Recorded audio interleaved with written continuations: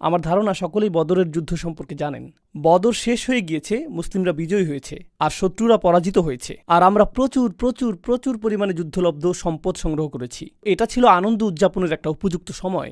দীর্ঘ সময় পর এই প্রথম মুসলিমরা বড় কোনো সুসংবাদ পেলেন।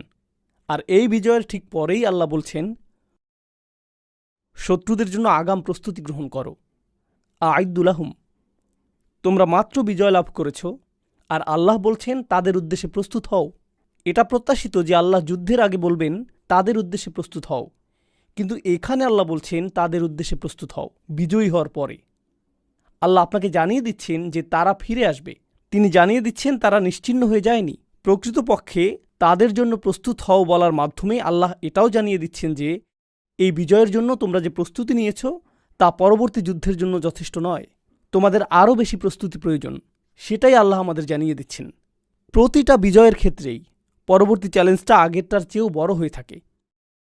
তাই এখনই তোমাদের প্রস্তুতি শুরু করতে হবে। হ্যাঁ, উদযাপন করার মতো কিছুটা সময় তো রয়েছে।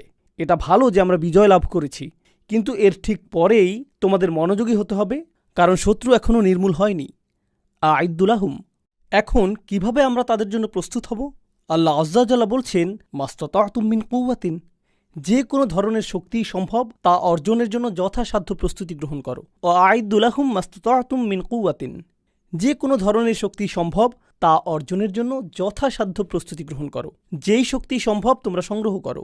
আরবি ভাষার দৃষ্টিকোণ থেকে মিন কুওয়াতিন হল তানাউ, যার অর্থ আল্লাহ এখানে শক্তির সংজ্ঞাকে সীমাবদ্ধ করেননি। আল্লাহ এটাকে একটিমাত্র জিনিসে সীমাবদ্ধ করেননি। আল্লাহ বলতে পারতেন যে আরও বেশি অস্ত্র সংগ্রহ করো অথবা সেনাবাহিনীকে আরও বেশি প্রশিক্ষিত করো। তিনি নির্দিষ্ট করে বলেননি। তিনি বলেছেন সম্ভাব্য সকল ধরনের শক্তি। এখানে প্রথম লক্ষণীয় বিষয় হলো আল্লাহ কখনোই আমাদেরকে প্রস্তুতির গণ্ডির বাইরে রাখছেন না। তোমরা মনে করেছ যে যুদ্ধ সমাপ্ত হবার সাথে সাথে প্রস্তুতি পর্ব শেষ হয়েছে, কিন্তু না, যুদ্ধে বিজয়ী হওয়ার ঠিক পরেই তাৎক্ষণিক পরবর্তী প্রস্তুতি শুরু হয়ে গিয়েছে।